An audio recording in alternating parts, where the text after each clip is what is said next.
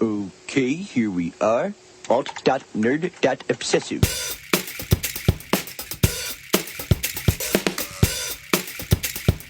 Worst episode ever. Hey everybody, welcome to Worst Episode Ever, a podcast for people who love The Simpsons, by people who love The Simpsons, about how much we hate The Simpsons. We're here trying to find which is the worst episode ever, and as always, my name is Dan. And as always, my name is Jack. Today, we are going to have a guest. We're going to bring him on in a little bit, and he has suggested an episode. It comes from season 19, and it is called Little Orphan Millie. Originally aired November of 2007. Jack, have you seen this one? I have, yeah. All right, that's the end of that conversation. I didn't think I did. I think this is the episode where Kirk and Luann finally get back together for goodsies. Right. And I don't remember seeing that episode, but I was talking to Dave about the episode. Dave is our guest. You probably know that already. Dave, our guest, I was talking to him at the costume contest, and he was talking about it, and he mentions a certain arc with Milhouse, and I was like, oh, I have seen this, but I don't really remember the details. Okay. As usual. So thanks for the suggestion, Dave, who's technically not here yet, even though he's sitting next to us.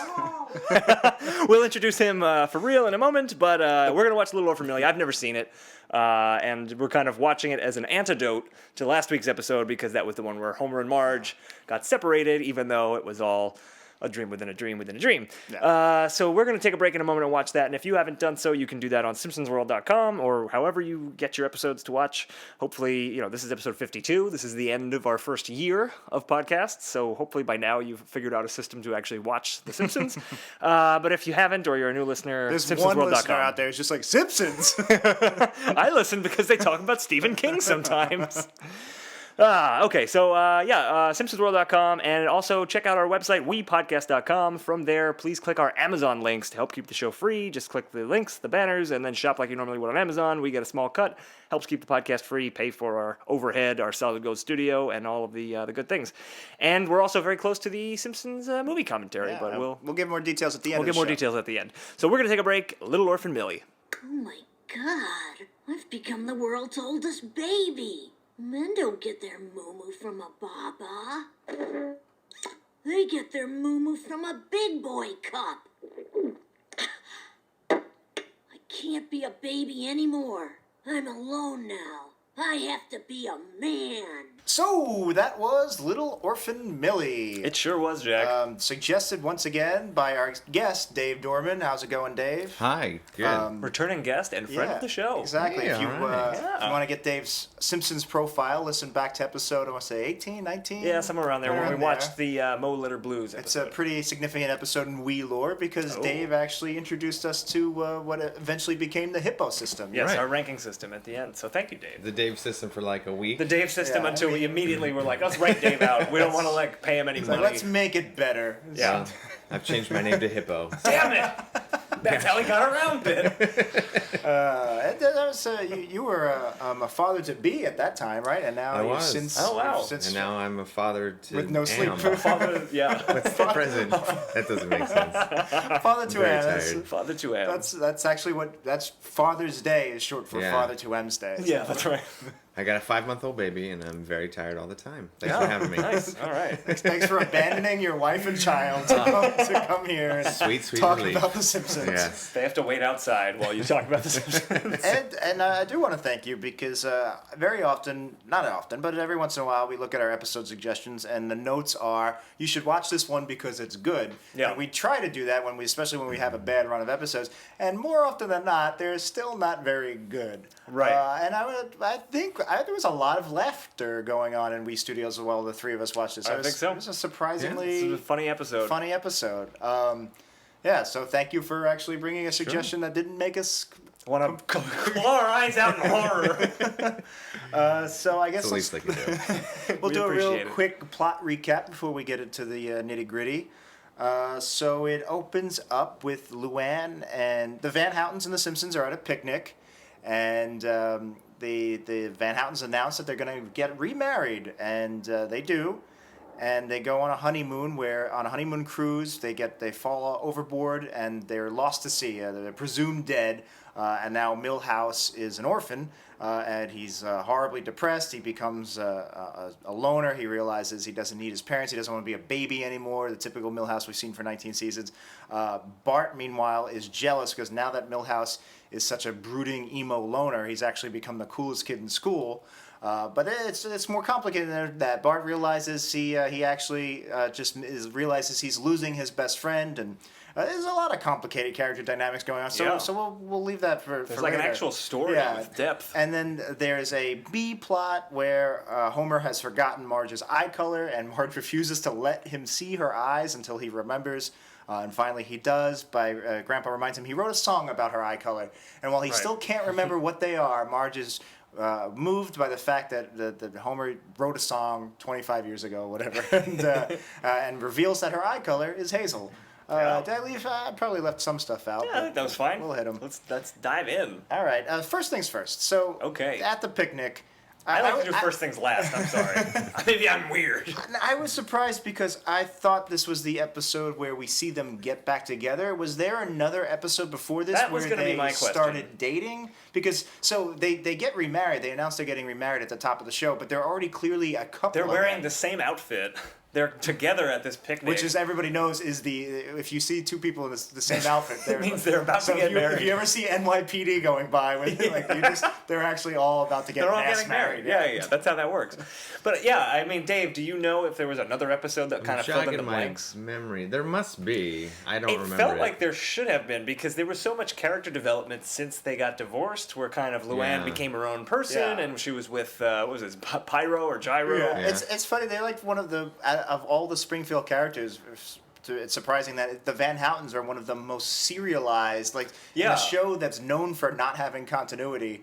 Their arc really does carry over several episodes, right? Especially if there is an episode where they started dating again. If there's not, I mean, this episode had a lot of high points, but I think a big negative. If there wasn't an episode that fills in the blanks, like this episode just starts like, we're getting married, and then the very next scene they get married, and that's it. Which I appreciated, kind of. I'm very curious about how they got back together. Yeah. Luann hated Kirk. Kirk was a huge loser. I feel like there was a lot of things kind of just brushed away, like 11 years of character development, for example. So do you not like that they kind of reverted a classic season 8 episodes? Well, I feel like we should check to know. I mean, I guess you can assume off air in between episodes at some point they reconnected. You didn't need to see it. I knew what was happening. I could tell from the picnic. I guess it was just a little jarring.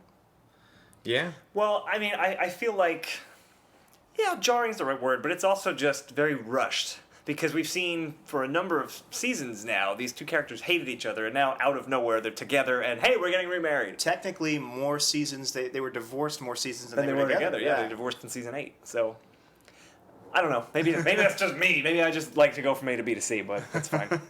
Old alphabetical Dan. That's what they call me. So for whatever reason, they're together and they're having a joint picnic, the Van Houtens and the Simpsons. And there's a moment I really liked, and I'm curious what your take on it is, Dave, as a new father, a father to am, is Homer and Marge have a very real moment. They're not like cartoony characters. They're more grounded parents where they freak out because there's a bee on Maggie. And that just made me realize, like, if you were actually, I don't have kids, if you were at a picnic and you had a newborn, that I know of, if you had a newborn sitting on a blanket in a picnic and you just see like a bee on its face and you're like a few feet away from it, that's got to be like a super scary moment, even though it's such a if regular. If it's a stranger's newborn, you probably don't. Yeah, care. then it's like sting it, baby. If it was my baby, it's gonna take my baby's job in 18 years. It's gonna be killed. That's so dark yet so pragmatic. I can't wait to be a father. I'm gonna release the bee. Just trying to kill all the other bees so that your baby has a better chance of getting into Cornell. Right. That's right. Hey, if my baby's the only kid in her grade, she has to be valedictorian. Because of the Great Bee Massacre of 2017. You wait. So anyway, Dave, how would you feel about your baby being stopped? No, well, Homer suggests to her to slowly back away, which would not be my fatherly instinct. I would just grab the bee, right? If it stung me. Well, like just grab the bee out of out of thin air, Karate Kid style. Your instincts just take over. You're like, must protect the baby at all costs. Grab it. If it stings me, fine. It didn't sting her. Sure. I guess the core of my question is like when you have a newborn that's completely helpless, do like the tiniest things really just like freak you out? Like just a bee being in the room. I wouldn't say it freaks you out. I mean, there's a new level of like instinct that takes over that you don't think about. Like, oh, I'm freaked out. You just sort of like immediately pushed into action to do whatever you have to do to take care of this little thing. Aren't you freaked out if a bee's in the room, regardless? I like bees. I know. don't mind bees. I was stung by a bee. I had never been stung by a bee before my entire life, and then I was stung twice in 2 days. This was years ago. A bee bit your bottom, and now your bottom's my big. bottom's big. It's not all the Popeyes I've been eating. It's bee bottom stings. Well, what really stood out for me... That's what I tell my wife. What really stood out for me about that moment was that it didn't seem, again, like your typical, whether jerk-ass Homer or even just classic Simpsons oafish Homer. It seemed like a very grounded like reaction, like Homer. Yeah. You know, usually Homer would be like, bee, screaming or start smashing things. He was like, it seemed like a realistic, like he's like, oh, okay, just back away from the, he's being calm and rational. Yeah. Right. Well, he's being a good father. Yeah. Like, the joke comes kind of at Homer's expense later. It's not the joke is that Homer is a terrible parent. Like, I think they would do in an even later episode than this. He would probably just wish the bee killed other babies and. Well, I think that's practical of him. No, but yeah, exactly. Only so many spots at the top. It was surprising to see Homer have a calm, rational parental response. Yeah, I agree. So that's why that just kind of stood out to me as a weird moment. But then, of course, it gets right into the slapstick. And like I said, a lot of this episode is really funny. So Homer, he goes slowly back away from the bee, and he gets up, and his head immediately goes into the beehive. Yeah. It's very slapsticky. Which, did you guys see that bit coming? I didn't see it coming. I did not see it coming at all. And it was very quick, like the editing. It was really, I thought it was really funny. And it's not just Homer gets stung by a lot of bees. It's this whole other layered gag where then he falls into a blueberry bush and he gets blue coloring all over the beehive, and then to get the bees and the blueberries off, he rolls around in the picnic blanket, which was green, and he looks like Marge. He's got a blue beehive and he's wrapped up in green, and he starts going because his mouth's all stung. Yeah, so right. He can't talk. He's just making these Marge-esque groans. Right, and Marge says, "I told you not to mock me at picnics." Which I love that there's a backstory that like whenever they go to picnic, Homer just mocks Marge. Yeah. I thought that whole thing was pretty funny. Yeah, it was a good opener to the episode. Exactly, a great little sassy set piece to kick things off. Yeah. Next was the announcement that Kirk and Luann were getting married. It just kind of out of nowhere, they just say, "Hey, by the way, we're getting married," which is why I thought it was a little sudden. It was. Yeah. And it stuck out to me that Homer said "many happy returns" because that was like, jerk-ass territory. Like, he, in another season or another episode, he could have said something snooty and obnoxious, but he was genuine, which was nice. Definitely. Throughout the episode, Homer is genuine, and this is kind of an overall point that I wanted to make. This did not feel like an episode so late in the series run. Like, this is season 19. I would, if I had to, if I didn't know any better, I would think this was like season 10 or 11. Now, are you saying that because it was better quality, it was like funnier and a better storytelling, and or are you saying it just felt like it had a feel of a earlier season? Well, I don't think those are mutually exclusive. Well, I think. I don't want to say just because it was a better episode, I'm surprised it's season 19 because. Well, we've seen other episodes from this time, and this episode feels different from those episodes. It feels more like a season 11, a season 12 episode. In that it's like less zany, the storytelling's more linear, It's definitely less zany. There's less of a reliance on kind of the random humor. Like there's clear storylines, and the storylines progress, and the humor comes from the story and from the characters, which is not always true in other episodes from seasons 18, 19, 20, around this one. All right.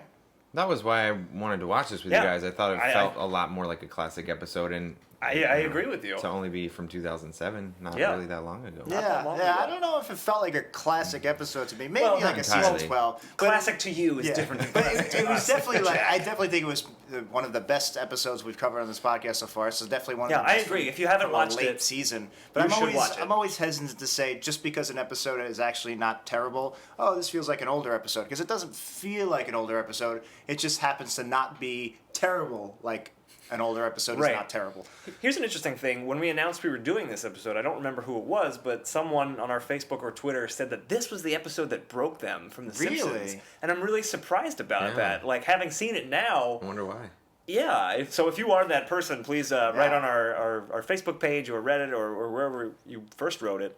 That's interesting. I'd be curious to know why, because I think overall we liked this episode a pretty fair and amount. I can see other people not liking it. Opinion is an opinion, but for it to be a series-breaking episode for you, that is a little harder for me to say. Aside from the fact that Kirk and Luann just suddenly get back together again, there's nothing really that off the wall. Like, there's no Jockey Elves moment. Exactly. There's no Homer's filming a porno movie in the house moment. The only legitimate reason I could see somebody saying this is the episode that made them stop watching The Simpsons is if their name is actually like Gaylord. Gaylord Q Tinkledink. Yeah, I could see him being like personally offended. Right. It's like, guys. So Gaylord Q Tinkledink, if you're out there, please write in.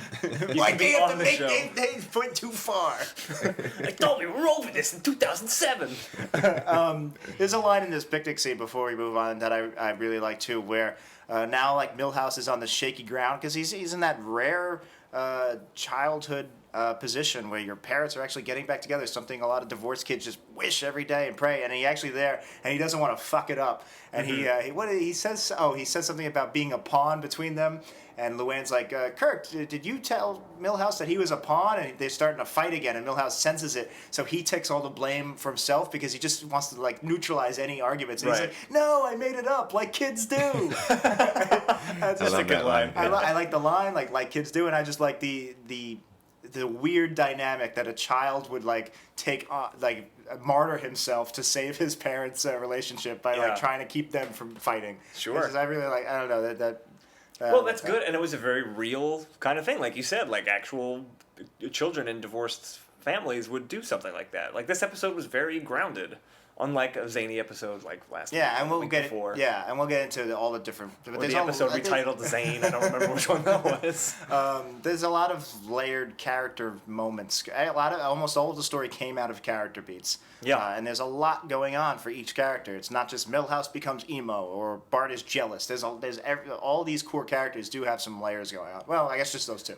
But even Homer and Marge's plot, it's not completely two-dimensional. Yeah, let's just talk about the Homer and Marge plot kind of all the way through, because we'll take that out and then we'll talk to the Milhouse stuff after that. So the core idea is Homer and Marge are getting wetty. Ooh, Homer and Marge are getting ready to go to a wedding, to go to the Van Houten wedding, and Homer, I forget, makes a crack. He makes a reference to Marge's eyes. Well, he wants his tie to match, right? She suggested having his tie match her eyes. Right, and he's like, oh, what color are your eyes? And she's like, I can't believe you don't know what color my eyes are. You're not going to see my eyes until you remember what color they are. So she puts on sunglasses that she's pretty much wearing through the entire rest of the episode, which is a good little detail.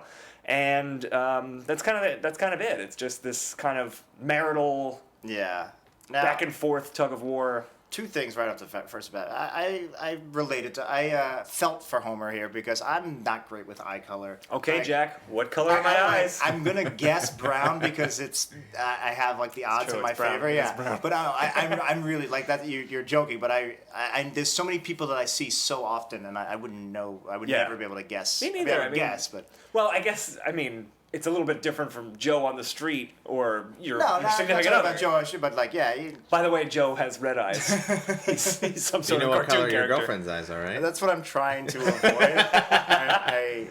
Dan, you know your wife's eye color? Yes, she has brown eyes. Okay. It's easy if it's brown. So I didn't mind this plot. I actually really liked it. I just kind of wish it wasn't a B plot. It didn't really have enough meat for me. I thought it would be a better runner, like a running joke, like Marge having the glasses as a. Every time you'd see her with the sunglasses, that was a nice little animation thing to see. Every scene, like, just in the background and not calling attention to it. I didn't like when it, like, I don't know, it has an arc. It has a whole. It's a plot. It has this whole beat system going on here, where from A to B to C, and it resolves itself with his song. And I don't know. I thought it was like too much for kind of a weak plot. It's like. I don't like the weak B plots, like where they're trying to get a new doorbell or When you say it was weak, what do you mean? Just that the concept of Homer can't remember Marge's eye doesn't color sustain the isn't story. enough? Yeah. Well, but I don't think it really had to, because that's why it's a B plot. It was there was not a whole lot going on. It was very low stakes. It was just this kind of slice of life marital bliss. Which is story. why if it was like one or two Trouble in scenes Paradise. plus a couple of callbacks every once in a while, like, oh yeah, like my But that's eye color. kind of what it was. It wasn't. don't think so? It had a whole big resolution. Is this with because the of the song at the end? Because I didn't care That's for the part song. of it. I mean, I do like again, I really like the character motivations behind it. Unlike Marge gets a doorbell or whatever the lame Right. B plot, this actually comes from a great character. Well- It's the idea that Homer loves Marge. It's not really that he forgot her eye color or didn't notice. It's just when you're with somebody for a long time, those things kind of fall by the wayside. Right. And that's what I like. Like that, I guess we'll get into the song in a minute. But that's what I kind of liked about the song, even though I hated it. Is that that's what it was trying to say? Yeah, I mean, two things. I think we'll talk about the song in a second, but I think it was a good idea that I just didn't like the song itself. Yeah. But the way you're comparing it to the Marge doorbell plot, I feel like both of them, maybe this is what you mean when you say it's a weak story, both of them feel like B plots. Like, oh, we don't have enough for just the A plot. Filler. So what can Marge do? Right. Like, we'll make her find a new doorbell. Yeah. And the doorbell is actually a bad example because that is also a character motivation where she's just trying to get her wedding song, Why Do Birds Right, the Suddenly Carpenter's Appear? Yeah, song. and like it's actually kind of sweet, especially when she finally gets it to work. And then the idea that it plays on it's actually not the worst B plot, but just the Well, that culminates Yeah. with Senor Ding Dong, which is really over the top crazy. And but even if you just hear the pitch, Marge gets a new doorbell. It just sounds terrible. Yeah. So that's why I use that as my token example. Okay, so but I'll, you're right. I'll agree with you that yes, they both feel like Yeah. they're just like, what can we have Homer do? And to be honest, I actually did start to realize that it wasn't the B plot because, if anything, the B plot was Bart's reaction. It wasn't just Milhouse's reaction to his parents dying. It was Bart's reaction to Milhouse's reaction. Right. So and I like that again, you have a second story and it's character-based. And I think we said this a few episodes ago. It's great when you have something that happens in the episode and instead of having 4 random plots, you have how each character relates it's to it dealing in a with the main three-dimensional way. Yeah. So that made the eye color thing even easier to swallow because it was Right. more of a C plot. But Yeah. I don't know. Well, I guess it just didn't. Part of me was wondering, I don't know if this would have made a better or worse episode, but part of me was wondering, how do Homer and Marge react to having Milhouse as basically a 4th child? Like, that was a plot that could have been done as a B plot. They were just like, yeah, we'll take on another mouth to feed. That's fine. Yeah. It was kind of just written off, like, yeah, you could stay with us until your parents are found. And I was like, well, what if they're never found? Yeah, I mean, we know that you, Dan Mulhall, if it was a stranger I would child, shove the kid out the door and locked it behind you're him. not and be like, taking any "You're extra on chicken your own. nuggets from my kids, from the Mulhall family. You're on your own, kid. Go out to sea with your parents. Jay, what did you think of the in general that this I plot or B plot? I'm trying to remember the whole thing sort of linearly, and it feels like there wasn't even that many scenes about There it. weren't all that many. Well, let's talk. I guess that's that's a good point. The word scenes about it. That's why I think it differentiates a plot, like a B or C plot, from a runner. In that if it has scenes, if it's like a line here or there where, like, again, I love when Marge has the glasses. Or if Marge just throws in, oh, like you could remember this, but you can't remember that. That's great if it's just a line. But if you're cutting to a scene, quote unquote, where it's literally just them talking about this plot. Yeah. That's what makes it more of a B or C plot to me, So a story, because you're cutting away from the main action directly to go to this, right? Instead of just lines in scenes that are in service of the larger. Exactly. And I like that it makes started. That Milhouse was with them. Like both plots were intertwined. That Milhouse was staying with them, and she's at the table wearing her sunglasses. Right. They kind of crisscrossed a little bit, like at least in the animation of seeing Marge with the glasses on. Yeah. What did you guys think? I think overall this was a very physical episode. What did you think when Marge first covers her eyes and is like, "You can't see these," and she walks out of the room with her eyes covered, and she kind of knocks into literally everything in the hallway? Did you guys like that? It scene? was funny. Yeah, I just thought. Logically, yeah. Once she knows Homer can't see her, she could stop covering her eyes. True. But it was, all done for the gag, of course. I kind of liked it. Yeah, it didn't have me rolling in the aisles, No. but I thought it was a great Marge thing to do. Yeah. And the idea, and again, I love Marge has this quiet dignity to her, and I love when she's the one that kind of upends her own dignity, not somebody else doing it to her. So I love the idea of her just bumping into a bunch of stuff because she is just out of spite. Not it's just it's a great Marge moment. Yeah. It could have been a little That's funnier, but Could have been a it little dragged on a shorter, little but, long. Yeah. That's a common complaint. So of the season. the execution, maybe not A+, but I like the idea behind it. A for effort. I guess it was more like Marge being stubborn, right? Marge had a little stubbornness about it. And Yes, that definitely. was funny. Yeah. Especially when it comes to kind of like with Homer. Right. What did you guys think of Homer has the line, I'm chuckling, which is giving away what I thought about it, where Homer says, I don't look at eye color, I judge people on the color of their skin. I thought that was a very funny That was line. good. Yeah. And then to want me, to throw that in there. I feel like that's more of a Purgatorio or Paradiso type of title line. That's like a line you wouldn't see in season 3 or season 4. And I actually don't know about that. I feel like you could have. I feel like it's more of a modern joke, this meta racism, basically, where Yeah, it's well, funny to be racist. Right. Okay, Jack's opinions do not reflect everyone's. Well, you said you chuckled at the line because he was being a racist. I don't think the joke is, oh, Homer's a racist. It's Homer's an idiot. Exactly. Like, They're using the racism as a joke. all right, I guess that makes sense. That's to me, that's like a more postmodern type of joke. Yeah. Okay. I don't know if that's something. I don't know that you wouldn't have seen that in the classic years. Okay. But you did see it in season 19. So yeah, I figure there's a few more, like I said, scenes, not quite scenes, where they reference it, and the whole plot culminates with Homer's just dejected. Marge just refuses to forgive him, and he bumps into Grandpa. Yeah. And Grandpa says, the Alzheimer's coming early. You don't even remember this song you wrote for her when you were dating. Which, at first it came out of left field, like, oh, Homer wrote a song when they were dating, and you're just shoving this in. But if you think about it, Homer has a Grammy. He was in the B-Sharps. He was in Sadgasm. That's a very good point. Like, it actually makes sense that Homer would have written has a this song. music. If Homer's like a working class guy, and I guess if he had the opportunity to express himself through art, I guess it would be music. Yeah. I mean, we have seen Homer be a musician in the They past. have a piano in their living room. That's right. Yeah, that's a good And point. Homer has played it. The parody of the All in the Family. Yeah, I was thing. just thinking about that the other day for some reason. So That's where Lisa gets her talent. what, Homer. It's funny. What I thought you were going to say is about it coming out of left field. Oh yeah, that's a good point about Lisa. Right? Continuity. It's certainly not Marge's singing voice. Hello. Why do birds suddenly appear? No, so what I thought you were going to say about it coming out of left field is I really hated the thought that that it wasn't that Homer was insensitive or didn't know enough about Marge or was selfish. It was that he had bad memory. And I was like, that's an easy out. I don't like that. But then once he started singing the song, I realized that's not what they were saying. It really was this, look, when you're first dating, especially your true love, it's just like this kind of magical experience. And then eventually, through no fault of either of your own, it just, by being with somebody for so long, it becomes this mundane thing. And you kind of just, you don't write songs every day for them. You just come home from work and... Wait, I write my wife a song every single day.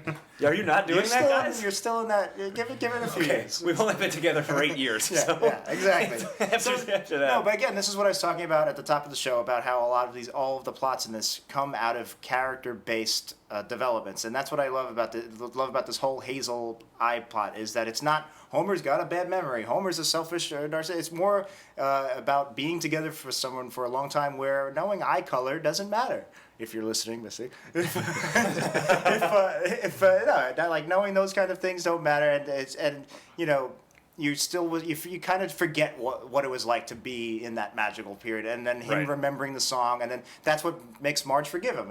He never actually remembers her eye color until she shows him. It's just, she goes, there was a time where he wrote that song for me, and it's still somewhere in the back of his head, and he still remembers it. And yeah, he's not writing new songs for me now, but that's because we've got 4 kids, and right. And I also think it was the kind of effort and the anguish that he went through, like trying to remember her eye color, like she appreciated that. Oh, he cares. It's just, and you got that going on. So again, it's not two-dimensional. There's lots of layered character motivations, and none of them contradict each other.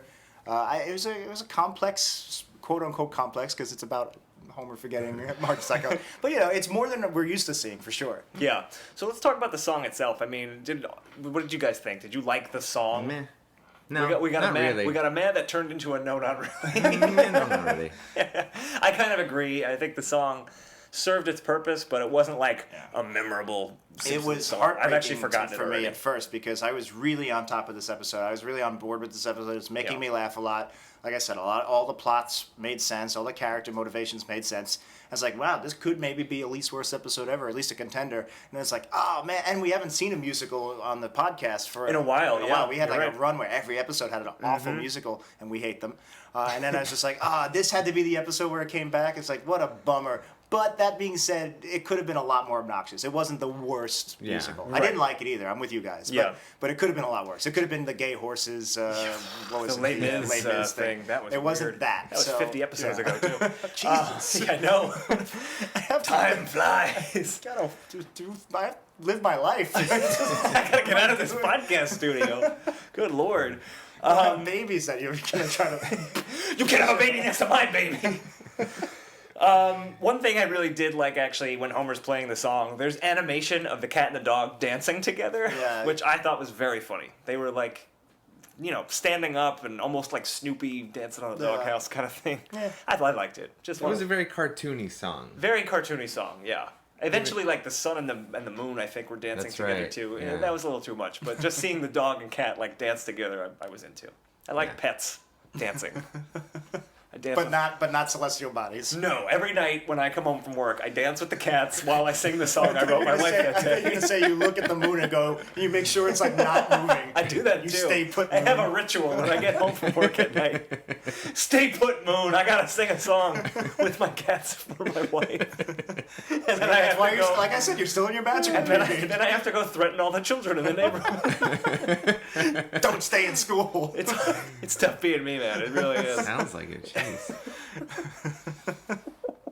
Okay, so that was it for the Homer and Marge plot. Let's go back to the main plot. We'll go back in time now to the wedding of Kirk and Luann. To the wedding of Kirk and Luann, which was taking place on a beach. What did you guys think of that scene? I thought it was funny. I thought there was a lot of good jokes in that scene. Yeah, so it's on the beach, and they're the unsafe for swimming beach. Unsafe for swimming beach. What was the line on the sign gag at the beach? I think it was like, "Don't kick the turtles" or something. Oh yeah. Don't kick the sea turtles. Please don't kick the sea turtles. I like that they say please. And I liked that Reverend Lovejoy is reading their vows, and he gets hit in the head with a volleyball and hits it back and misses, and Homer calls him a spaz. It was a bunch of jokes mean, that added on top of each other, because like just the idea of being at a beach wedding and having a volleyball hit you in the head, and then Lovejoy screwing it up, and then the spaz. It all built up on top of each other. So Luann and Kirk go away on their honeymoon. They're on a cruise, not the Wheat Cruise, as far as we know, because they do almost get murdered. They never show the side of the boat. That's true. It could have been the Wheat Cruise in 2007. It's a time travel cruise. I really loved the animation on the cruise. They cut to Luann and Kirk, and they're drinking. They're drunk.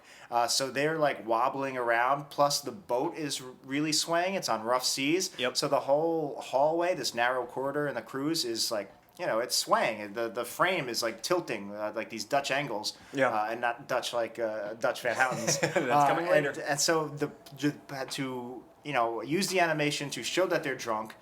Plus that they're on a cruise. It was just like a nice little coincidence. It just gave a little energy to the scene. And I guess it was also a plot development, because it was swaying so much that they go right through the door, or they go through the wrong door, through the casino, and fall overboard. So then we cut to Milhouse is staying with the Simpsons, and Homer is telling a story. They're roasting marshmallows in the fireplace, and Homer is telling a story. We just get to the very end, and he says, "To this day, that's why you never see a shark with monkey arms." Is his story, his campfire story, like the theory of evolution? Maybe it's like a Just So Stories kind of thing, like the Rudyard Kipling stories. Okay. Like where it's explaining like why the elephant has a long tail, and that's why there's no monkey-armed sharks. Right. I liked it. I liked it. I thought it was a funny line. But there was something else in that scene, Jack. I think you know where I'm going. It happened a number of times in this episode. I know. This is going to be hard for me to take the opposing point of view in this one. It's been my cause in the past few episodes that there is a product placement conspiracy inside of The Simpsons, and this episode furthered my cause, because Homer is telling a story and they say, "Wow, why did you have so many references to the Container Store in your story?" And he says, "Oh, if I mention them enough, maybe they'll sponsor me." And he mentions the Container Store again, and then later there's just kind of like rapid fire. He sees Ocean Spray, and there's Thousand Islands dressing. I forget what the brand was. Well, I mean, even the Ocean Spray scene aside, just the Container Store, he's literally doing commercials for the Container Store. Yes. The joke is that he's doing the commercials, but he's doing commercials. By the way, that's how if you haven't product had placement chicken works. today, have Popeye's chicken. It's the best chicken. What do they It's the call best. that? Integrated something? Integrated marketing, or something like that. You know, it's the classic thing, like that episode of 30 Rock. We mentioned this Snapple. line before. Yeah, where it's Arrested like Development with Burger King. It's a wonderful restaurant, making a joke about the product placement, Right. but it's still But it's product also placement. doing the product. I don't mind those two to be well. I don't really mind it either. If it's the meta I ones- just want you to recognize that this was product placement. Promotional maybe. consideration paid for by the Container Store. If it was okay, I get. But The Simpsons is such a show about Americana and and slice of life and stuff like that I could see them willingly do a joke about that, with even not getting paid for it. I could see them going, "Wouldn't it be funny if Homer did Container Store commercials with no corporate?" And it was funny. I did think it was telling funny them to throw in a Container Store. That's my argument against your conspiracy theory. Is Right. that they don't. The Simpsons, they feel like, you know. If I was writing a script, I might put in a Snapple joke too, or like we do Popeyes jokes all the time. We're not getting paid. Yeah. Yeah. If we keep mentioning them, maybe they'll sponsor us. sponsor us. Popeyes chicken. The customer service is not always horrible. Sometimes I don't get diarrhea. Bluto's Tofurkey. Your diarrhea will be minimal. Now that's a slogan that someone should use. Like I want, like when you go to Wendy's and there's a picture of Dave Thomas there. I want you to go into whoever opens the first Bluto's. I want a picture of me and Dan on the wall, like back to back, with in quotes, just says the diarrhea will be minimal. For a second, I thought you were gonna say, "I want a picture of a firm feces, no diarrhea here." Oh, God. This is the end result of eating in our restaurant. That'll get some customers. Pictures of human shit on the walls. That's right. At least it's pictures. Unlike Popeyes, where it's actual human shit. Popeyes They're never gonna sponsor us now. Oh, sorry, I brought this all on up. the street near It's all you. good. Great story, Mr. Simpson. But why do all your bedroom stories have commercials in them for the Container Store? Because if I do it enough, maybe they'll start to pay me. Oh, I just want to mention one more thing in that scene. Bart and Milhouse go to sleep, and Milhouse goes to sleep, and his dream is him counting down the hours until he can He's wake up. finally happy and excited. Yeah, that his parents he can't got wait for his together. parents to come home, and he's like, I can't wait to be awake and I can't continue wait for being tomorrow happy. to start. I think he says. Yeah, And then his dream is him so sitting his dream in a is just chair. it's a countdown until he wakes and up. the animation's adorable. Loved Milhouse is it. literally just sitting in a chair and like tapping the arms of the chair with his hands. Excitedly. And, Yeah. it was a really cute, cute moment. Yep. So then we see another moment. Milhouse and Bart are playing in the yard. They find a hole that they put the hose into and fill it up with water to find out what animals are in the hole. Yeah. This whole sequence I thought was really, really funny. Yeah. This was probably the highlight of the It's fun episode. animation too. So they flood the hole and spiders shoot out like a spider volcano and just rain on the backyard. Yeah, all over. Lisa is having a tea party, I think with Janie. I don't remember who it was with. So there's just tarantulas raining down everywhere. It was just this really funny, kind of classic Bart and Milhouse getting into mischief kind of thing. Yeah, it's a great them having fun. It's a great childhood prank, but over the top Simpsons style, like the cherry bomb in the toilet or whatever. And then Lisa has a great little Lisa being a little girl moment where she tries to rescue her doll, which is like Betty burps a lot. Betty burps a lot, yeah. And she's like, I'll save you, Betty burps a lot. And the doll starts burping out spiders. That was probably the biggest laugh of the episode and for it was me. like, spiders and bees. I don't like insects. Yeah. So like, it's cartoon spiders, so I wasn't like totally scared or freaked out by it, but just the idea of like just burping out spiders, it's just so over the top and grotesque. Yeah, it was just a crazy scene. Dave, you liked it? Loved it. Great visuals. Nice. I don't know what's happening. So what's great about that scene and these scenes in Milhouse's dream is that basically they're really going out of their way to show that Milhouse is just having a great time. And we talked about how on a lot of episodes we've been covering recently, the story isn't done justice because they don't set it up well enough. You don't before you have somebody fall, you want to set them up high. Yep. And that's exactly what these scenes are doing. But they're not Absolutely. just telling you. It's not Milhouse going, "I'm happy." I'm having fun. Yeah, it's you're showing this amazing, fun, exuberant scene with burping spiders, Right? And so that you're showing, not telling, basically. Right, and you're doing it in a memorable, funny way. Yeah, and so Like you don't good even, storytelling. yeah, exactly. The audience doesn't even realize that they're being set up. Like you're not thinking, oh, Milhouse is having such a great time. It'll be so terrible when the parents fall, when the other shoe drops. Mm-hmm. It's more you're just having a good time with him. You're experiencing his emotions with him. So then when he does find out that his parents are supposedly Well, I think dead, it was the end of that scene when he actually says, yeah, I'm having so much fun. I don't almost care wish if they my didn't parents quite say say come back." that. They do give it a little. At one point, they dumb it down. They have Milhouse go, "I'm having so much fun."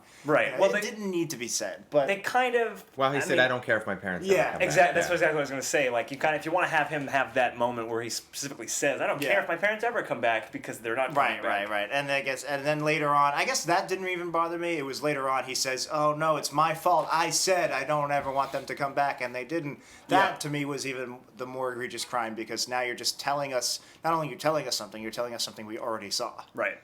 You already told us.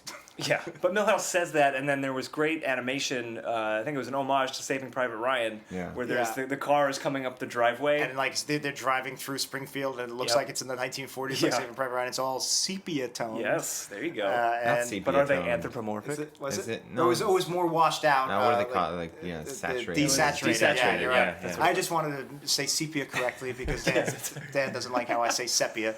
But you're right. No, Son of a bitch. It was actually a desaturated look, and it was so all of a sudden Springfield looked rural, and it was a very overt. I'm guessing Saving Private Ryan. It could be. Maybe, It was. Well, I know it was Saving Private Ryan, but maybe it's that whole. Maybe there's other movies. It's like a whole trope of the people I mean, other finding movies out. have done that. This was, I think, specifically Saving Private Ryan, but it's a general trope. Because the music wasn't Saving Private Ryan. It was more. It was like adagio for strings, like that. That's classic. exactly what it was. I have Wikipedia open and it says it right there. Yeah, so, So look at you. I don't think that's in. It's in Platoon. I don't think it's in Saving Private Ryan. Yeah.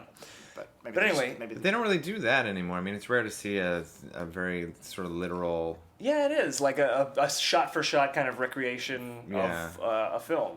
And what's great is a lot of the times they make references now, they're kind of too specific and too dated, too of the moment. Right. Whereas classic Simpsons would always pick on Citizen Kane, The Godfather. Yeah, and it's funny because Saving Private Ryan is a modern day classic, but it had already come out in theaters after the classic era of The Simpsons.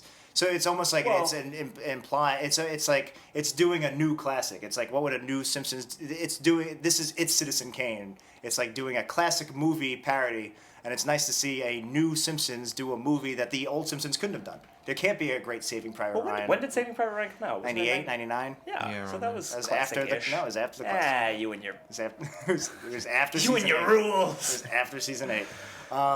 So yeah, exactly. So the classic, the best seasons could never have done a Saving Private Ryan gag. So it gives you even that much more like fun to it. Yeah. And then, so the two representatives from the boat come out and they tell Milhouse that your parents were lost at sea. We're so sorry. And I loved that then Bart jumps in and sprays Milhouse with the hose. Yes. Yeah. Like when Milhouse is at his lowest, Bart just comes in like, gotcha. And then after that, he says, the timing of who it. died? Yes. And yeah, the timing was great. And what also is great is that's not him Not being jerk-ass Bart, jerk-ass 'cause Bart Bart had no because he idea. doesn't know. Yeah. He's not Yeah. doing it to be mean. Right. Whereas I wouldn't be surprised if in another episode you would have Homer or Bart actually just be a dick. And even though they know Milhouse just found out his parents died, they Like would do spray him something. again. Yeah, exactly. Yeah. Like I wouldn't be surprised Wouldn't if we be saw surprised that. at And I all. love that it was you could laugh along, even though it's a horrible thing. You Yeah. could laugh that Bart's spraying him in the face because there's no meanness behind it. Right. It was just an That's how you innocent write ish. jokes. You can keep doing that in the new Yeah. episodes. I don't understand why they have to make them jerk ass. I don't know. I even like the cruise guys' silent reactions, like shaking their hands, no stop. Yeah. You know, that was well animated. Yeah, too. right. That was good. Those guys, I don't quite care for one-off characters in the newer episodes. They usually come off as either too stand-up-y humor or too jokey or too too ain't I a stinker. I don't really like their jokes, but these two characters, almost all of their lines really made me laugh. Like they talk about how the ocean's just really big, and like they're all connected, so it's really one big we have to ocean. check all of them. And then later on, one of them comes back and is just like, by the way, Well, Milhouse says there's always hope, and then he comes out. I'm here to tell you that we've given up the search. yeah, and I'm guessing it was Hangus Area for one of them. I don't know who the other one was. I think it was Dan Castaneda and Hank But Azaria. anyway, they were just really fun characters. Yeah, These, that was good especially stuff. if you think about it, like you ever see the Woody Harrelson movie that there's that actual part of the army or the Marines. The messenger. Like, yeah, the messenger. They like that's their job. That's their unit. Is they go to door and they tell the loved ones in person. There's a whole protocol, and it's a very revered part of the unit. And I love that the cruise line would have this unit. Yeah, like, right. Yeah, that they're from Carnival or whatever, and it's just it's just all that the absurdism. Just it's very layered. It's very funny. It all worked.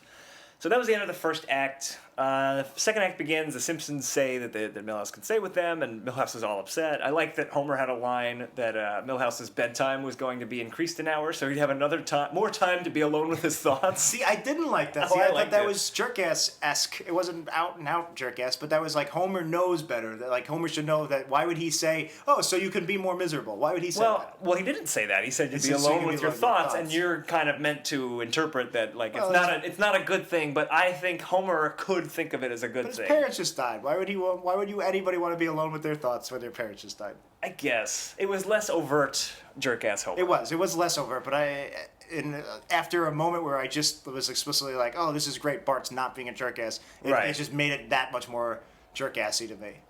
Fair enough. I laughed at it. That's Yeah, where I I'm thought it at. was funny. That's where I'm at. And then Oh, but here, again, Bart, not only is Bart not being a jerk-ass, he's actually being a genuinely good guy in his own way. So Bart and Milhouse are playing a video game, Yep. and Bart's way, he's trying to help his friend, where, again, I wouldn't be surprised in a new episode if there was a jerk-ass Bart who's just being a dick and just poking the bear. Yeah. And instead, it's the opposite. Bart's really trying to help Milhouse get his mind off things. So how does Bart do that? In a very Bart way, by letting him win the video game. So they're playing Right. a fighting game. It's a great classic, like, even though it's not 8-bit, they're playing PlayStation 2 or whatever, Yep. but it still has that 8-bit feel that the Simpsons, the classics always did well, and it's Barroom Brawl 8 or whatever. Fracas? Fracas, that's it. Fracas, I think Bart Fracas, Bart yeah, announces yeah. it.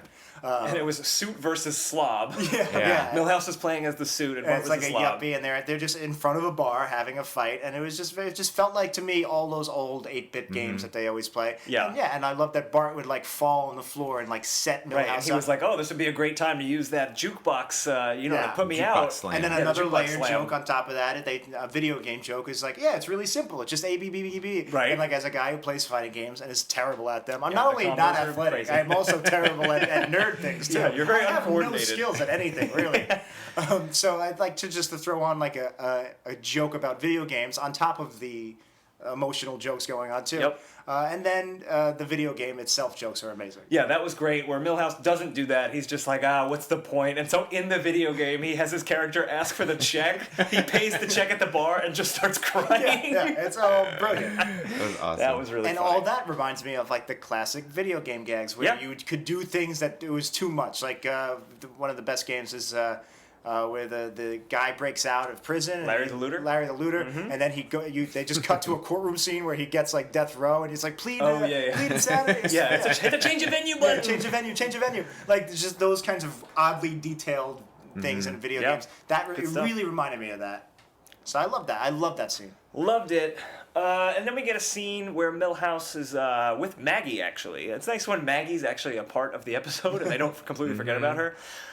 Where Maggie offers Milhouse her bottle, and Milhouse takes it, and that's when he has the realization. I'm curious to see what you guys thought of this line. He says, men don't get their moo-moo from a baba. Did you guys like that? I love I that did, one. yeah. Okay, good. So we all like that line. I even like the follow-up line where now he's like, I don't want to be a baby anymore. I'm going to be an adult. But so he says they drink their moo-moo from a big boy. Yeah, right, Instead of saying, exactly. saying Right. they drink their milk from a cup. He's still talking in baby, but just Yeah. talking. Yeah. See, now, I want to bring this up just because I mentioned it a number of episodes ago. Do you remember there was an episode where Milhouse had a Sesame Street line about how Yeah, he's afraid of yeah. the count? So I thought all of this stuff in this episode was great because the point was Milhouse feels like a baby, whereas Yeah. in that scene it was just a joke at Milhouse's expense Right. for no reason. I- I just wanted yeah. to point that out in case listeners are like, how could Dan like that? He didn't like that other joke. No, Oh, shut up, listener. I love Please this. click through Amazon and support the show. I love this plot development. This is exactly what I was talking about again at the top of the show when I said there's more than one character. Like we're just happy to see when any character is motivated by actual character motivation Yeah, and totally. not being motivated by the plot or not out and out making any sense, which is what we see. If we see one reason for a character to be doing something, we rejoice. This Yeah. has several things going on, so it's not just Milhouse is upset that his parents are gone. To add this whole other element is like, all right, now I have to be reliant. I can't be, I have to be self-reliant. I can't be reliant on my parents anymore. To take that into a 19-season-long arc that Milhouse has always been kind of a baby, Yeah. that was brilliant. I thought that was such a... I agree with you. Rather than Yeah. him be, I'm sad my parents are gone, now I'll deal with that, or even just, I'm going to become brooding and emo now, which they could have done without this baby Like it could have Yeah. happened out of nowhere Yeah, without exactly. this transitionary And scene. it even wouldn't have been that terrible because it's like, yeah, okay, his parents died. He's switching identity. It's fine. But to have this be rooted from like I don't want to be baby Milhouse anymore. I want to be like on my own. I thought it was great. I thought it it's just really great character storytelling. Yeah. And then he's doing it with a literal baby, but that makes sense because he's staying with the Simpsons, and it's great. You get Maggie involved. Maggie belongs perfectly in that scene. It all worked really well. There was even a scene, or a bit in that scene that I liked, where he's looking at himself in the toaster, and I just like the animation of it, like where he's looking at himself drinking from the bottle. And he doesn't look like a baby, but he looks distorted, and he's like, is this what I am? Yeah, what I realized now is I was like, what are they doing here? What's the point of this? Because it was dragging on. But now I realize it wasn't dragging on. They were actually taking their time with it. They're having a character come to this realization, which the idea of The Simpsons ever taking their time with anything is just so foreign. This late in the show, taking their exactly. time. Yeah. I just watched, just this morning, I watched some of Homer Alone. Okay. And I just watched a very specific scene, and it was where Marge stops in the middle of the highway. She has her nervous breakdown. Yep. And I was like shocked at what a brilliantly slow-paced scene is. She stops the car and she just like takes a breath, Very turns calmly, the keys, yep. calmly takes the keys out. Like it's such a great way of showing somebody just like have a breakdown. Yep. It could be in a movie. You could have a live like in a drama, and I could buy it. So, like, to see Milhouse taking his time with his toaster realization, and then you still undercut it with a very funny joke that's rooted in the story. It's not out of nowhere. It's him saying that moo-moo from my baba. Yeah. And moo-moo And that's in a funny. Big Boy Cup. And it's funny, but it fits. It's not, it's not out of place. It's just very, very well written. Who wrote this episode? This episode was actually written by Mick Kelly, who was a PA for Al Jean. And I don't know if this person wrote any other episodes, but we like this one. Yeah, start hiring from within, Al. Yeah. So there's the story of the writing of this episode. Okay, so then the next scene is we get the birth of Cool Milhouse, I guess. Yeah. We cut to Springfield Elementary. There's actually a really well animated, I thought, scene where Martin is playing marbles, and kind of one of the marbles rolls off to this shadowy figure, and it turns out to be Milhouse. It was a great, epic introduction. Yeah, and he's dressed like James Dean in Rebel Without a Cause, like the white shirt and the leather jacket. And he's like very, very much cool Milhouse now, and he comes over. Coolhouse, I like it. There's actually an ice cream truck called Coolhouse, and they are great. So, plug for Coolhouse. It sounds like a early '90s hip hop trio. Yeah, well, there was that too. The Coolhouse Punch. The Coolhouse Punch. That's our idea of hip hop music.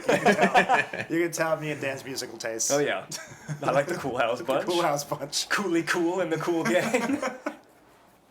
There is a cool in the gang. There is a cool, but not Coolie Cool in the Cool Gang. Yes. So they set up emo Milhouse here, and then Nelson kind of tests him, or he's just really being a dick. But he says, "What was the line?" He says, "Hey Milhouse, your mom called. She said glug glug," which is funny. That is dark. Yeah, you guys But it's both really reacted dark. to that. Yeah. Like, Not only did we react and go, but the Springfield, the kids in the crowd, they react like, they're like, man, oh man, that's too harsh. much. That's dark. Although glug glug is really funny. It was funny, yeah. Well, knowing that they're not actually dead, it was funny. I want to remember that line if somebody I don't like parents drown. In that scenario, you got to keep that line at the ready. Lined up, yeah. Yeah, but it was good because Milhouse's response. Milhouse's response was great because he doesn't get all upset. He's just like, "You're gonna regret saying that at some point That's in your a life." very mature that was line. a very Yeah. mature line, like Yeah. just being like, "Look, I'm above this. Yeah. I don't care." And that's like a make you think, where it's like that's something an adult it's just a very adult line. It's something I'd be surprised even in a classic Simpsons. It's just Yeah, and it made sense, like, because in the last scene, like, he's like, I have to be an adult, and like that's an adult way of dealing with that scene, not being like, fuck you, and like getting angry, like he's actually being mature about it. Yeah, he says he wants to be an adult. He doesn't want to be a baby. That doesn't mean putting on a leather jacket and looking cool. And I wish they did more of this, because it generally kind of just was, instead of I'm going to be a self-reliant adult, I'm just going to be this emo guy. Yeah, but that line in particular is, that's how you be an adult. Yeah, I mean, putting on a leather jacket doesn't instantly make him cool, but I think that was just a visual cue, so we know, like, this is a different Milhouse I don't mind that. than It's just I don't think they did enough with him being an adult. Like, that line is great. That's him being an adult. It more just became him being a emo guy who doesn't feel anything, which is fine, but it's not exactly the same as it's not even that he doesn't having an adult reaction. It's not even that he doesn't feel anything, because then he says, like, I forget what the exact lines are, but Lisa is like, oh, it's like poetry, and Lisa starts to fall for this new, like, mature Milhouse, Yeah, and I which like makes that. sense. All of it makes sense. That comes out of Lisa's character. That's fine. I like that. Yeah. Like, you know, Milhouse has always had this crush on Lisa, but Milhouse is basically a child, like a baby. Yeah. And now that he's become an adult and more of the type that Lisa would want, like, it makes sense that she would be like, oh, Milhouse. Yeah, and it makes sense that he had a childhood crush and he's not a child anymore, so now he's not interested. He's like, I don't care. Yeah, it wasn't in this scene, but I even liked later in the episode where Milhouse says something else that's poetic, and Nelson is falling for Milhouse too. You didn't like that? Yeah, it's fine. I loved it. I like it. I love 'cause- that even Nelson. Yeah. Well, it's great because he starts off threatening him. Exactly, In this it's scene, and then a later whole 180 of Nelson. He's what does he say? He's troubled, but I can save him. Yeah, I or can something save him. like that. Yeah, right. That's great. I thought that was good.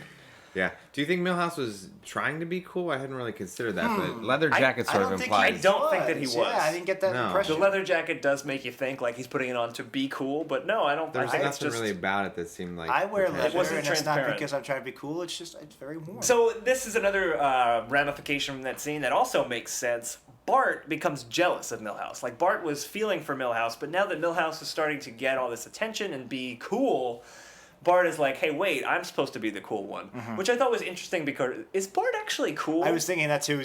Bart gets beat up all the time. It depends on the episode. Sometimes Yeah. he's the cool one. Sometimes Right. he's a nerd. Yeah, I mean it makes sense. It's just something to think about. But And wasn't Bart, it Nelson that pointed that out? Didn't he say like? did he actually say that? I think so. Oh, if he Somebody did, I pointed missed out it. to him that like, how does Yeah. it feel to not be the cool kid anymore? Oh, yeah. I think it was Nelson. Maybe Nelson did say that. I don't know. I know Ralph says at one point when Bart's trying to get everybody to sit with him, and Ralph just goes, "You're just embarrassing yourself." Yeah, I thought that was great too. That was good. No, I Yeah. didn't get the impression that he was trying to be cool. And Bart, and as for Bart, yeah, it's funny. It's Bart then tries to be cool. yeah. Well, it's funny because Bart. Yes, in some episodes he's definitely the cool kid, and the respected one is like, Bart, there's Bart, and he's distracting everybody, whatever. Yeah. What really made me funny is seeing Milhouse in the leather jacket and the white T-shirt, and then it would cut to Bart, and Bart's wearing like an orange T-shirt Right. and shorts, and he's got a pot belly. It's Yeah. Bart, so how he always looks. But seeing him compared to Milhouse, it just made him look like a real kid. Like that made him look like how you sometimes you just see like a kid at that age, like 8, 9, where they just look dirty and gross. Like you're just like. I think all children are dirty and gross, and I It's wish like, we could don't get your excise germs. Yeah, like, they just look like they have germs, and Yeah. and like that's like Bart. That's what Bart looked like next to Cool Milhouse. It's just like Yeah. he's just a kid who plays in the mud, and he's just Right, just right. a regular suburban kid, and I like that. It's because Bart is so many things in so many episodes. It's fun to see him as a 10-year-old boy every once in a while. Right, and I did like the shift in power where Bart is now trying to be cool. Bart is like crumping in front of the school bus. What do you guys think of this crump? I thought it was great. I forgot what crumping was. I also for a forgot what couple crumping minutes. was. Is it crump or crunk? Crunk is a different thing. I don't Crunk is know. when you're I only- sipping your syrup. I only with Lil listen Wayne. to Coolie Cool and the Coolie Bunch or whatever.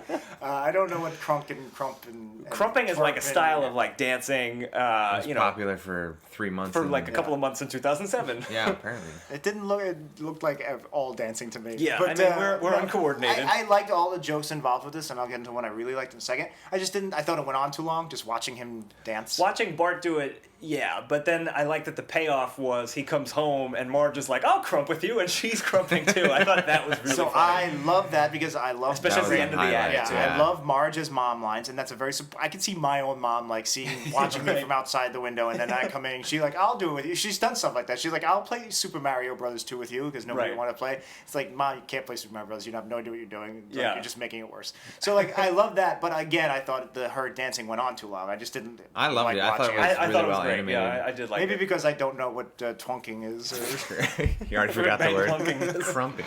I thought it was good too how it sells how uncool crumping is that Marge. Yeah, can do it, right. And right? Marge was good at it too. Like She Marge was, was, a good yeah. crumper. I don't know what. I think so. I don't know. It looks good to me. Yeah, I liked Fresh it. moves. Real quick about this whole plot of Bart being jealous and trying to be cool. At first, I didn't like it because like I said, I was on board with this episode. I was like, oh man, this is kind of petty of Bart and it's like selfish. And then I for 2 reasons. It makes sense. He's a 10-year-old boy and he's not emotionally mature yet. So I could see him still being jealous, even though he should still also be feeling for Milhouse and trying to help him get through this.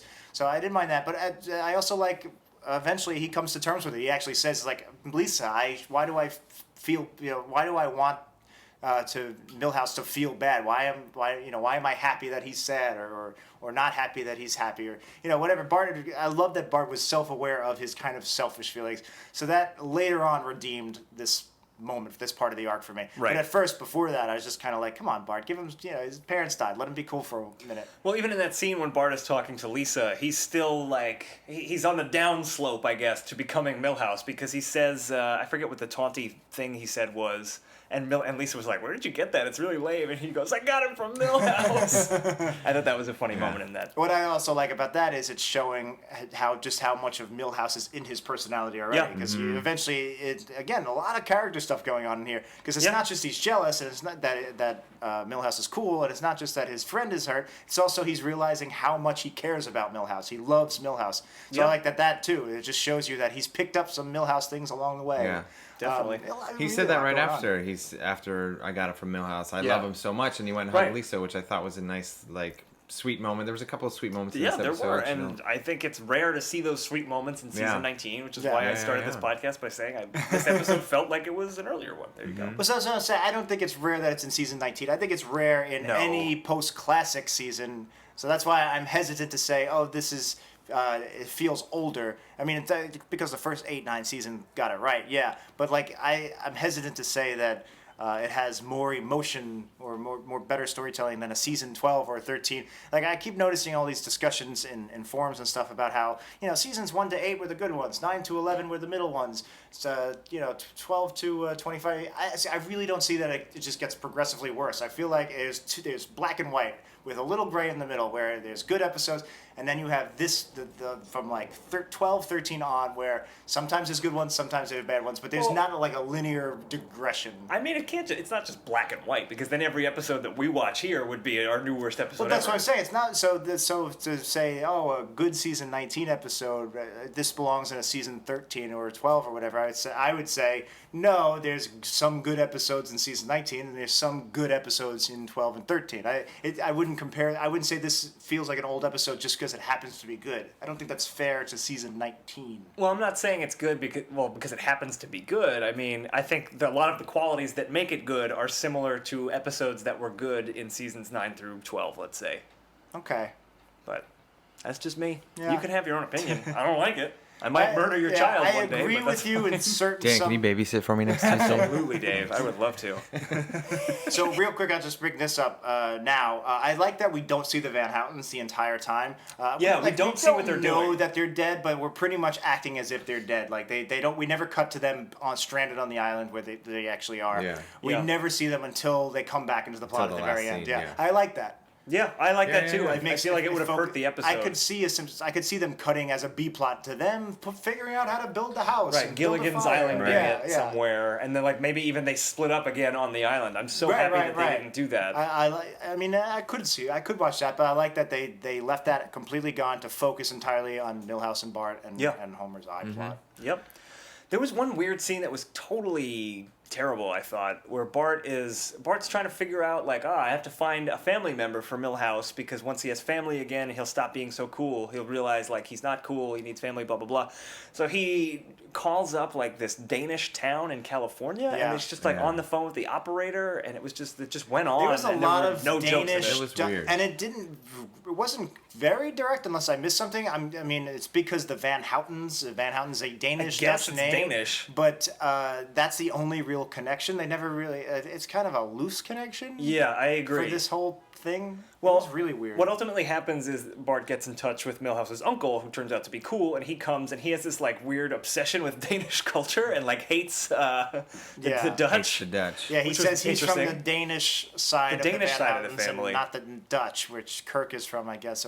But so how can you be? So I get that Van Houten can be either or it can be German or whatever. But why? How can you be of Dutch Van Houten and your cousin or brother be a Danish Van Houten? I have no idea. And okay, so his name is Van Houten. The uncle's name is, what is it, Norbert? Norbert Van Houten. Yeah, so he's got to be Kirk's brother. Yes. Or somehow related to Kirk. If he's an uncle, he's either a brother or maybe a first or second cousin. And yet, at the end, like I said, he was obsessed with Danish culture, and at the end, he starts fighting Kirk for being That's what Dutch. I'm saying, yeah. So what the hell is That's that? exactly what I've been trying to say. It's Yeah. how can you be a It different can't be ethnicity both. from somebody From you the same share family. blood with. Yeah. That was weird. That was the one thing that didn't Yes. work. That's probably why that one person who said this episode broke. That's why. That's His it. name isn't Gaylord, whatever. It's Gaylord actually Van Tinkledink. Houten, and he's just like, this is ridiculous. Let's talk about Gaylord Q Tinkledink Okay, for a second. so they have all these Dutch jokes. What I did like out of any of them, there was one I liked. The plane that lands is is like a Dutch style house, and I love that the propellers were windmills. Yeah, I that was like cute. that. Yeah, that was cute. I like the idea of at first I was like, this is too much, and then I was thinking about the New York plane in the Critic episode. Yeah. New York it's got all the graffiti on it, and it lands like, we're landing here. I was like, this is that joke. That works. I'm fine. It's with fine. it. So the plane lands, and like we said, Bart was trying to get in touch with Milhouse's uncle, who's going to come to Springfield and look after him. And a big nerd gets off the plane, and they're like, "Are you?" And Bart says, "Are you Norbert Van Houten?" And he goes, "No, I'm Gaylord Q Tinkledink. I wish I was Norbert Van Houten." Yeah, Norbert Van Houten's a cool name to him. Yeah, I loved Gaylord Q Tinkledink. It was a very funny name. I also loved the voice that Dan Castellaneta gave him, just this Yeah. high pitched, like, "No." I'm trying to think. I've definitely heard that voice before. I think it was one of the nerds from the Homer Goes to College Yeah, episode. yeah, Probably it had a sounded very like that. similar voice. But that was funny, and then Milhouse's actual uncle comes off, and he's Indiana basically Jones. Indiana Jones. Like He even has a biplane. biplane, leather jacket. He's Indiana Jones, and that's kind of it. I mean, we talked about all the kind of the payoff scenes already. So Yeah. the uncle comes in, and he actually, and Milhouse be cool together. I don't know how I felt about that, because now what he's saying about Milhouse, at first it was like, I want to be, I want to be self-reliant. I don't need a parent. And then his uncle is basically saying, well, I could be your parent. And then Milhouse realizes he doesn't want to be alone. He wants to depend on someone. He's still 10 years old, and so he gravitates towards him. So I don't know what exactly that had to do with the fact that this uncle is also self-reliant adventurer type. Like, I guess it was just kind of if Milhouse was going to stay self-reliant and cool, he was going to become his uncle, and so they were going to go off and so go is on that a adventures good thing together. that he's gonna become his uncle, or bad? I think it's an indifferent thing. I like the idea of him going off with his cool It uncle. just didn't quite seem like the resolution to the arc they've been setting up the whole time, where he's Right. like, Milhouse becomes non-feeling and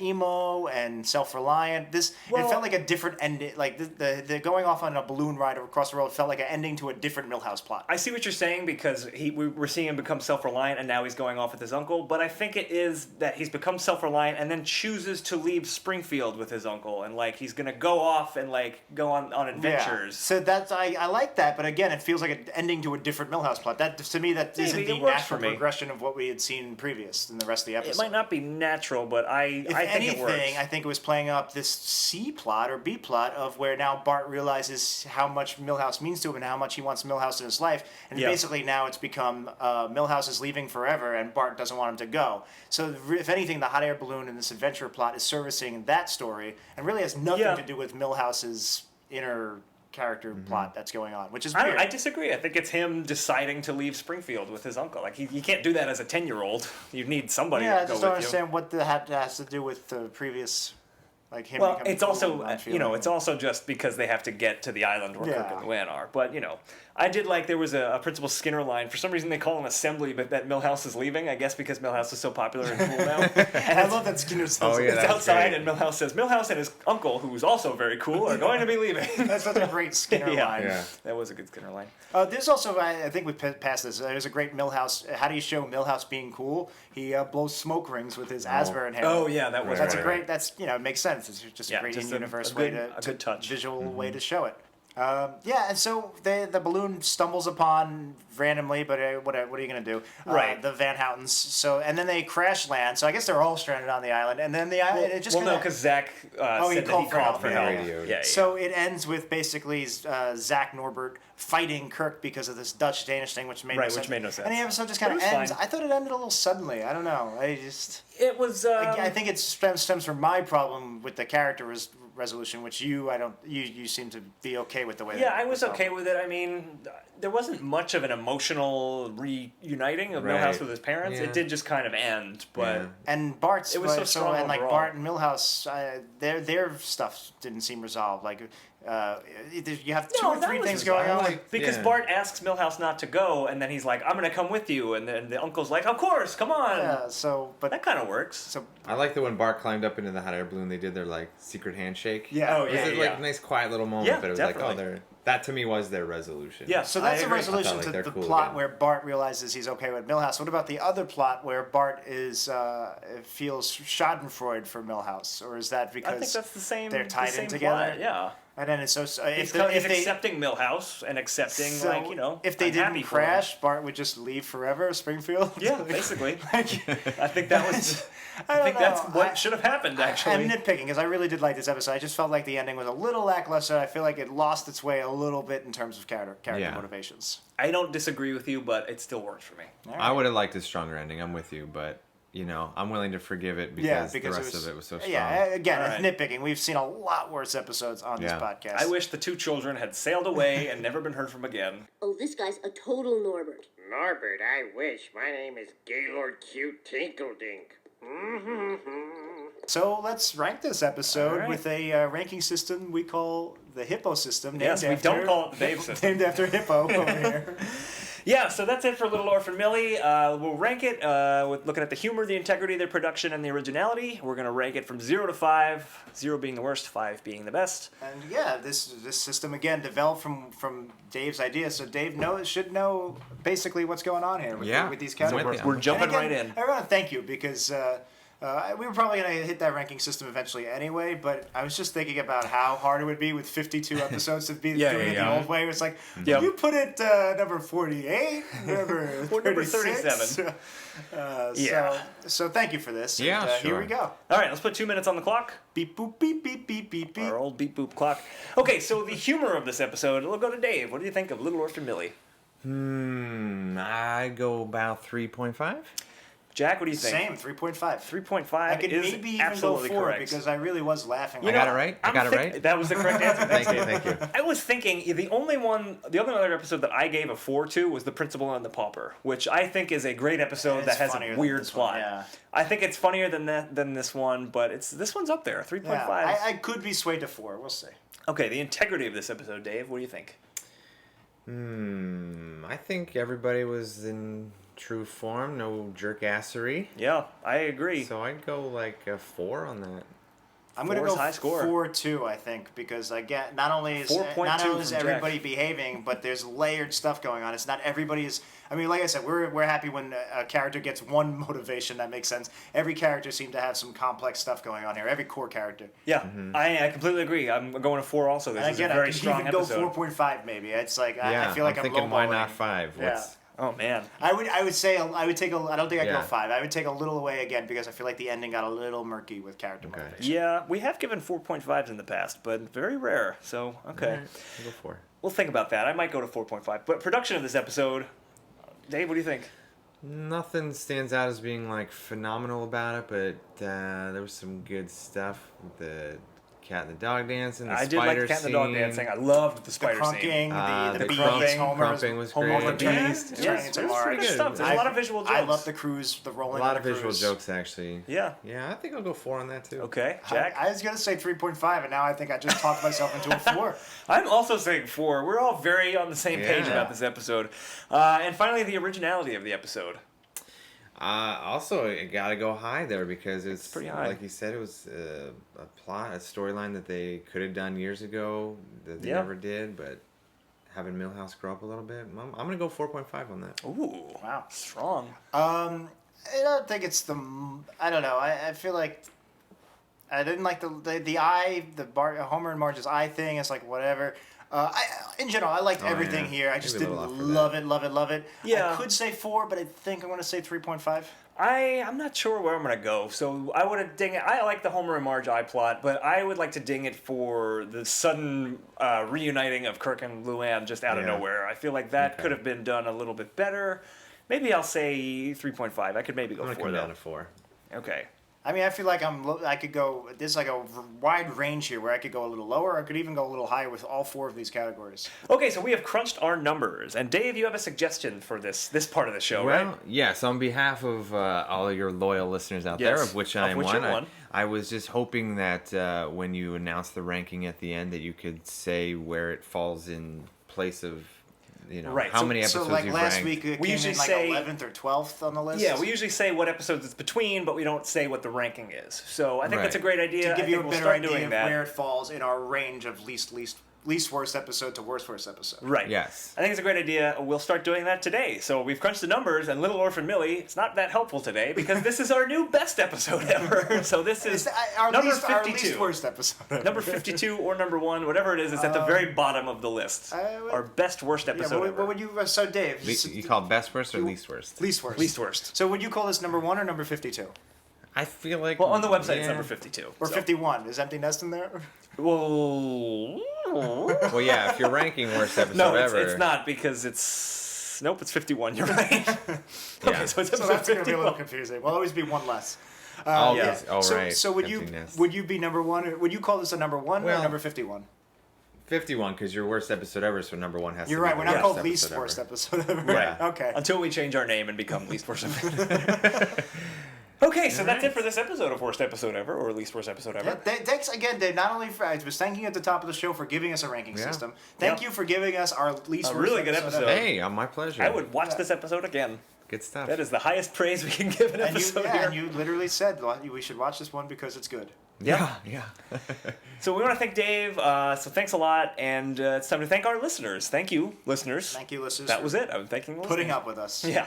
And go on over to wepodcast.com. If you have a terrible Simpsons episode you'd like to suggest, you can do it, or suggest a good one. We have a form on our website. It's wepodcast.com, weepodcast.com. You can submit an episode there. And you can go and read show notes and get to our Facebook, our Twitter, our subreddit, our YouTube page, all sorts of fun stuff that we're doing online. You should check all that out. At this point, I have uploaded to our Reddit probably, and I probably tweeted out a link, of pictures of the costume contest from Woohoo Classic Simpsons Trivia. Longtime listeners know that I co-host that with friend of the show Dan Ozzie, first Thursday of every month at Berry Park in Brooklyn. It's been a few days since then, and my neck still kind of hurts from my oversized Yes. camera hat. Yes. So go check that out. Go to the subreddit. It's r/worst episode ever. You can see photos from that. And come on out first Thursday of November. And if you're not in the Brooklyn area, Google Woohoo Classic Simpsons Trivia. You can find more locations near you. Or move to the Brooklyn area. Or move to the Brooklyn area. It's very up and coming. It's not at all overly expensive. Yeah, especially not by Berry Park.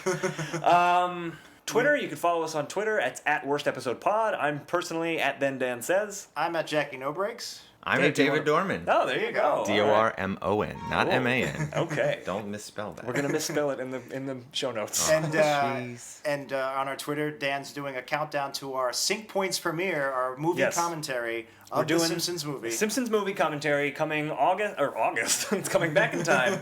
No, coming October 20th. So Yeah, that'll be. and We'll think of definitely it announce like that. basically, even if you don't quite give a shit about what our movie, our opinions on the movie is, although if you're listening to this, you probably do. But consider it like a $2 donation to help us pay for the cost of the show. Yes. And rather than just do a straight up Kickstarter, And get an extra long episode. Yeah, exactly. Basically. So we're asking for money more than anything, but we like to give something back to you guys. So Yeah. So that's why it's not free. So help us out with Yeah. we $2. You got $2. all, Come on. all these extra podcasts we do every week, the Stephen King, the comic book, it Yeah. adds like dollars to the megabytes that the internet right. charges us. Our dollars to megabytes ratio is so out so of poor. whack. So thanks for listening. I have no idea how computers work. It's so obvious. You But pay at for least them, I'm like- very athletic and have great hand-eye coordination. Yes, as we learned all throughout this episode. Next week, we are going to be back with another episode, and we are going to do an episode from season 17 called My Fair Laddie, in honor of Scotchtoberfest. That is a Willy episode, so that should be a good one. Looking forward to that. So join us next week for that. Dave, thank you for being here. Thanks for having me. And we usually have a listener submit a catchphrase, a And, cut all this. if you haven't, you know where the form's online. You'll Yep, find go it. online, go on our We're WePodcast.com. running out, so give us some cats. Yeah, if you guys like the cat thing, you want to be part of the show, we close it with a listener suggestion or a listener saying cut all this, and we'd like Dave, as a listener and a guest, to Tell us be to our shut up. Tell us do to our, cut all do our this. cat this week. All right, I think we're going to have to cut some of this. Or cut most of... Let's just cut all this. All right. You may now kiss the bride, but make it quick. The seagulls have gotten into the hors d'oeuvres. My friends, do not eat. It's made with seagull meat.